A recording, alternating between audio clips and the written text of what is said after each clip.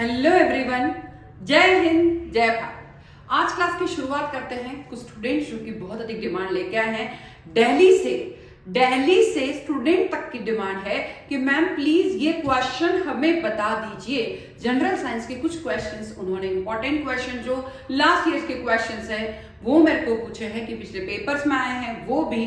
तो ठीक है, उनकी क्वेरी है दिल्ली से।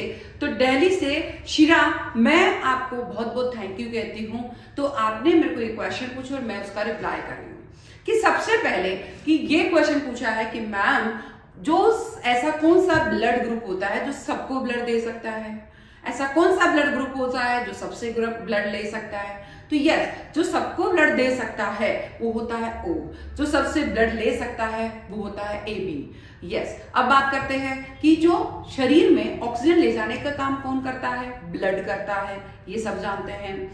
क्या ऐसा भी है कि शरीर में जो है जो W जो लाल रक्त कणिकाएं और सफेद रक्त कणिकाएं वो भी होती है। यस, उनको white blood cells and red blood cells कहते हैं। फिर बात करते हैं कि सबसे बड़ी जो अस्थि होती है वो कौन सी होती है, सबसे छोटी अस्थि कौन सी होती है, फीमर क्या होता है, देन स्टैपीज क्या होता है। क्या जो किडनी है वो ब्लड को प्यूरिफाई करने का काम करती है, यस प्यूरिफाई करने का काम करती है। किडनी का वजन लगभग कितना होता है, 150 ग्राम होता है। तो ये सब क्वेश्चन उन्होंने पूछे हैं, मैं उन्हीं को लिख के बता रही हूँ। तो थैंक यू दिल्ली से रीवा को, आपको बहुत बहुत धन्यवाद बेटा, आपने ये क्वेश्चंस पूछे हैं। तो ये क्वेश्चन आज आपके नाम है दिल्ली से। क्वेश्चन क्या है उनके बारे में बात करते हैं। यस देखिए, सर्वदाता ऐसा ब्लड ग्रुप जो सभी को ब्लड दे सकता है। सर्वदाता जो सभी को ब्लड दे सकता है, सर्वदाता। यस, O ब्लड ग्रुप ऐसा है जो सभी को ब्लड दे सकता है, सर्वदाता। सर्वग्राही रक्त समूह है, सबसे ग्राही ले सकता है वो कौन सा है, AB। सबसे ग्रुप ब्लड ले सकता है सर्वग्राही मतलब AB, ठीक है। RH फैक्टर संबंधित है रक्त से। RH फैक्टर किससे संबंधित, अब क्वेश्चन में आए कि RH फैक्टर किससे रिलेटेड है, रक्त से, या रक्त से रिलेटेड कौन सा है फैक्टर, तो वो है RH फैक्टर के खोजकर्ता कौन थे, लैंडस्टीनर एंड वीनर। लैंडस्टीनर और वीनर ये फैक्टर के खोजकर्ता थे। फिर बात करते हैं रक्त को शुद्ध कौन करता है। रक्त को शुद्ध करता है किडनी। रक्त को शुद्ध कौन करता है, किडनी। रक्त को शुद्ध कौन करता है, किडनी। रक्त को शुद्ध कौन करता है, किडनी। अगर किडनी फेल हो जाती तो ब्लड कभी भी क्लियर प्यूरिफाई हो नहीं सकता, खराब है तो फिर आपको बार बार जो है ब्लड चढ़वाना पड़ता है। रक्त का भार, किडनी का भार कितना होता है, मैंने बताया था 150 ग्राम। किडनी का भार कितना होता है, 150 ग्राम। किडनी का भार कितना होता है, 150 ग्राम। ब्लड 1 बिलियन है क्षारीय। ब्लड 1 बिलियन है क्षारीय। ब्लड 1 बिलियन है क्षारीय। रक्त का पीएच मान कितना होता है, 7.4। रक्त का पीएच मान कितना होता है, ब्लड का 7.4। ब्लड का 7.4 पीएच मान होता है। फिर आता है हृदय की धड़कन का नियंत्रक कौन होता है। हृदय की धड़कन का नियंत्रक होता है पेसमेकर। हृदय की धड़कन का नियंत्रक होता है पेसमेकर। शरीर से हृदय की ओर रक्त ले जाने वाली रक्तवाहिनी, शरीर से मतलब पूरे शरीर से हृदय की ओर जो ब्लड ले जाती है, ब्लड शरीर से हृदय में जो पहुंचता है वो क्या कहलाती है, शिरा। हृदय से हृदय की ओर मतलब कुल मिला के इस पूरे शरीर से हृदय में जो ब्लड जा रहा है वो शिरा के थ्रू जा रहा है। बट हृदय से शरीर से हृदय की ओर जा रहा है वो तो शिरा के थ्रू जा रहा है, पर हृदय से शरीर की ओर जा रहा है, हृदय से पूरे शरीर की ओर जो जा रहा है वो धमनियों से जा रहा है। हृदय से पूरे शरीर की ओर जा रहा है वो धमनियों से जा रहा है, धमनियों से। हृदय धमनी, हृदय धमनी, हृदय धमनी, हृदय से शरीर की ओर धमनी।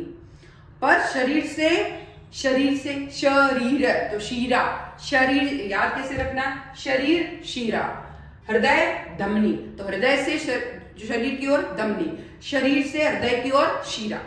तो याद कैसे रखोगे, यस याद रखने का तरीका शरीर से शीरा, हृदय से धमनी, ठीक है। अगर शरीर पहले आता, शरीर से हृदय तो शीरा, हृदय से धमनी तो हृदय से शरीर तो शीरा। फिर आता है जेराविक सेवन है कृत्रिम हृदय। जेराविक सेवन है कृत्रिम हृदय, जेराविक सेवन है कृत्रिम हृदय। फिर आता है शरीर में ऑक्सीजन का परिवहन कौन करता है? ब्लड। पूरे शरीर में ऑक्सीजन ले जाने का काम ब्लड करता है, पूरे शरीर में ऑक्सीजन ले जाने का काम ब्लड करता है। सबसे छोटी अस्थि कौन सी होती है? कान के बीच मध्य कर्ण में स्टैपीज सबसे छोटी अस्थि होती है। स्टैपीज सबसे छोटी अस्थि होती है। स्टैपीज जो कि कान में होती है, सबसे छोटी अस्थि कान में होती है स्टैपीज। सबसे बड़ी अस्थि होती है फीमर जो कि जांघ में होती है। सबसे बड़ी अस्थि जो फीमर जो कि जांघ में होती है। सबसे बड़ी अस्थि फीमर जो कि जांघ में होती है।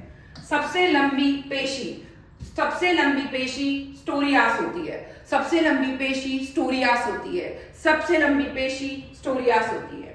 सबसे बड़ी ग्रंथि यकृत होती है। सबसे बड़ी ग्रंथि यकृत होती है। सबसे बड़ी ग्रंथि यकृत होती है। सर्वाधिक पुनरुद्भवन की क्षमता यकृत में होती है। सबसे ज्यादा फटाफट से पुनरुद्भवन की क्षमता होती है यकृत में।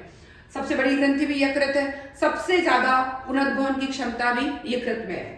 बट सबसे कम पुनरुद्भवन की क्षमता किसमें होती है? मस्तिष्क में।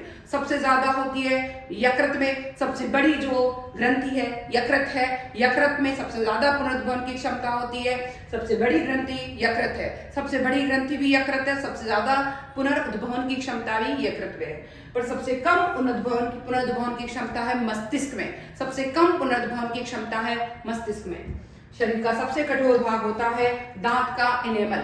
शरीर का सबसे कठोर भाग होता है दांत का इनेमल। दांत का इनेमल सबसे कठोर होता है। सबसे बड़ी लार ग्रंथि होती है पैरोटिड ग्रंथि। सबसे बड़ी लार ग्रंथि होती है पैरोटिड ग्रंथि। सबसे बड़ी लार ग्रंथि होती है पैरोटिड ग्रंथि। सबसे छोटी व्हाइट ब्लड सेल्स लिम्फोसाइट। सबसे छोटी व्हाइट ब्लड सेल्स लिम्फोसाइट। सबसे छोटी व्हाइट ब्लड सेल्स लिम्फोसाइट। सबसे छोटी व्हाइट ब्लड सेल्स लिम्फोसाइट। सबसे छोटी व्हाइट ब्लड सेल्स लिम्फोसाइट। सबसे बड़ी व्हाइट ब्लड सेल्स मोनोसाइट।